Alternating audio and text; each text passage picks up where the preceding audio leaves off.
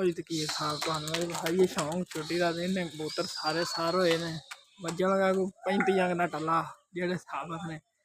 ਕੋਈ ਤੇ ਉੱਡ ਨਹੀਂ ਨਾ ਰਹੇ ਨਕਾਤੀ ਵੀ ਕਰ ਦਿੰਦੇ ਵਿੱਚ ਕਬੂਤਰ ਬੜੇ ਪਏ